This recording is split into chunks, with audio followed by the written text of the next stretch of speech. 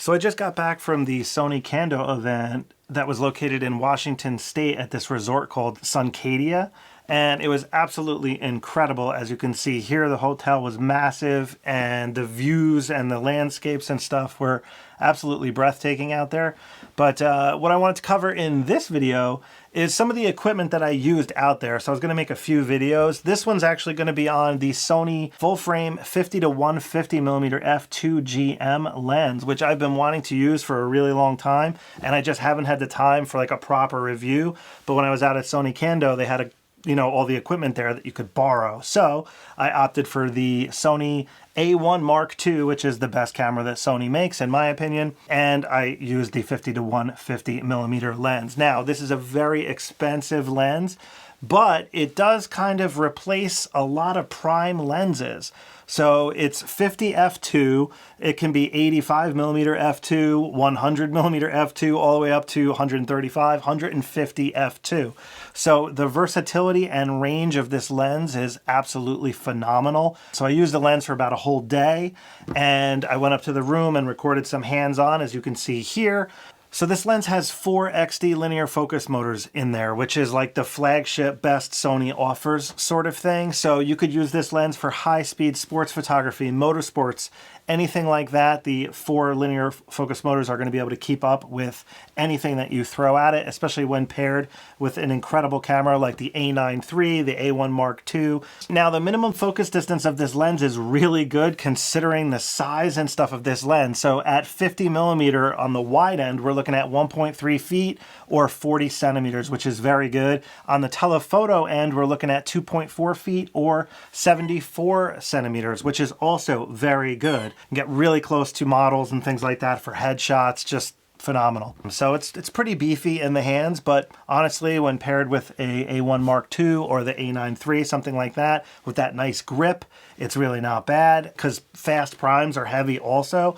So, and this replacing kind of all those prime lenses in one zoom is just incredible, which is, again, why I had to try this lens. I was so excited to try it, and it did not disappoint at all. Now, the cost of this lens is about $4,000. It's very expensive. I mean, just considering how it replaces all the primes and stuff, if I was doing professional portraiture every day, I would buy this lens. If I was doing wedding photography, like on the weekends and stuff like that, I would buy this lens. I would definitely invest in it for that purpose. If I was doing sports photography inside gymnasiums like volleyball, basketball, I would consider buying this lens. It's great for stuff like that, but I do all that stuff at like a more of a hobby level these days, so I just can't justify the cost, you know what I'm saying? But regardless, let me show you the sample photos I got with this lens, and I think you are going to be absolutely blown away. Again, this review, I'm not going crazy technical. I'm not doing corner sharpness and all that stuff. Those reviews are already out there, guys. I just wanted to share my experience and some sample photos that I got with the A1 Mark II and this lens combined. All right, so starting with the What's in the Box game, it's a really fun game that they play at Sony Cando. This guy, Alex, runs it, and it's awesome, a lot of fun. And basically you have to guess what's in the box with your eyes closed, and then you could like win a prize at the end sort of thing. So this is when I first got the lens. I went right into this like little game show they were doing, and which I normally play, by the way, but I wanted to actually get some sample photos during the show, so I opted to not play this time around. But anyways, this is Kyle here. You might recognize him from YouTube and all sorts of other things. And here's my buddy Mark Bennett. I mean, just these photos are incredible, guys. Just look at how good these look. The 3D pop, you could see the separation here. I mean, absolutely remarkable. Here's Alex. This is the guy that runs the game show. It's his baby sort of thing. He loves it, and he's an excellent host. I gotta say, he's really funny. Now we have Miguel here. He's a phenomenal photographer. I just got this side shot of him here, so you could see just incredible how sharp. And the IAF, it just works remarkably. And that background separation and blur 3D pop is just coming in strong. Now here's my buddy Arthur R on the left. You guys might recognize. He's a great YouTuber and reviewer. And then Patrick Murphy Racy. He's a phenomenal sports photographer. He also has a YouTube channel. Highly recommend checking out. Now here we had Condor Blue had like a display set up in the area where you can actually borrow gear. And I just took a quick snapshot with this lens just to show you. I mean, the clarity, detail is absolutely phenomenal. on this lens. Now, outside here, I took a couple of landscape shots. I just cropped this one as a pano. I actually cropped this one out of this image here. So I really like this image because it shows you the foreground blur, and I focused like right around here. And this was at f4, and you can just see, you know, I mean, just the 3D, I love the way that this renders. Now here's just one of a bird flying, and it did focus on the bird. It was tracking it, but 150 wasn't quite enough reach. But I could zoom in here, and you can see just how sharp it is. But you can see here at f2, there is some vignetting. So I said I wasn't gonna get too technical, but this one, it's pretty obvious, the vignetting here. Now here's one of Charlie Wild happened to be out there with the 600mm, I believe that is. Yeah, 600. And I just happened to be out there at the same time, so I took a couple of shots of her because she looks so cool with that 600mm lens. I was like, oh my God, look at this shot. I really like this one. I love the way that the hair is being lit and so forth. It just looks so incredible how this lens renders. This has serious 3D pop in my opinion. Like the way that she's popping off the screen is incredible. Now here's one that I just edited a little bit. You know, it was pretty cute. This was like the baby deer. This was the mama deer, or a larger deer. And again, if I zoom in here, this is at the level of like ludicrous sharpness, like you could see. I mean, it's just like the detail on the little hairs and stuff are just at another level. And that's what you can expect from these modern day GM lenses. Now here's just another one, and this is with the hotel in the background, and just look at how that renders. Now here's one of the deer out in the distance, and I thought this looked pretty cool. I kind of put it right in the rule of thirds there. You could see if I hit the R key, I put it right on the rule of thirds, but the full frame was a little bit bigger, so I cropped in on that one a little bit. So here's just a glass of beer after a long day. Came out pretty good. So I just took this shot so you could see the foreground rendering and how the bouquet balls render and how they cat eye just a little bit. I mean, they look really good in my opinion. And then back here you could see just that depth of field fall off is phenomenal.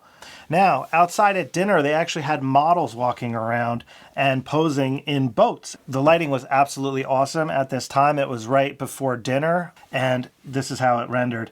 So I thought this came out great. Here's just another one.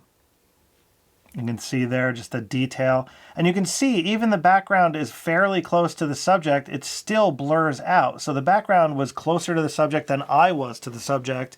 But because of that f2 and 150mm telephoto compression and all that, you still get a nice blurry background even at this distance, which is remarkable. I did not expect the background to be as blurry as it is, considering the distance to subject and then subject to background.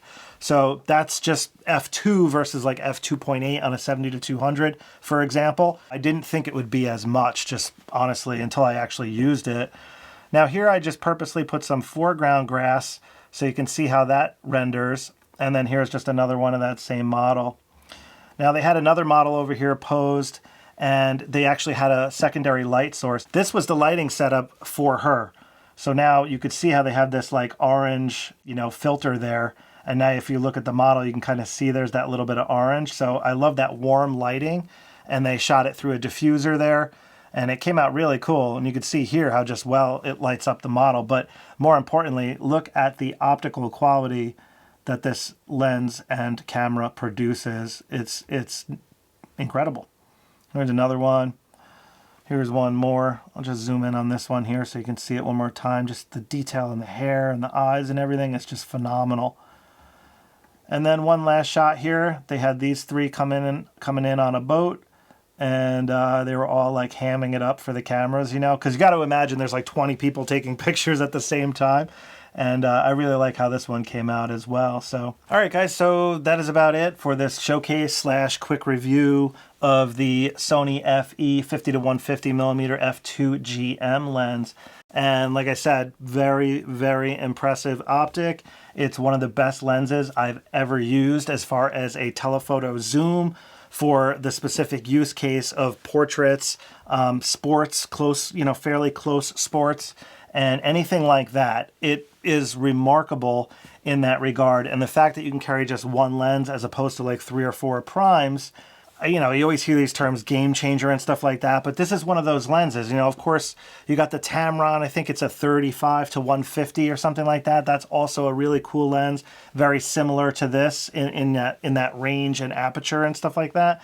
So, you know, food for thought. Then, of course, you have the 28 to 70 f2, which is another lens kind of like this, but it's a different focal range. And these lenses are like new, you know, like they're fairly new to the market, you know, and they're just at another level when it comes to not needing primes in particular. So that's pretty much all I got on this particular lens. So I hope you guys got something out of this quick review, and I will catch up with you next time. All right, guys, have a great day. Take care.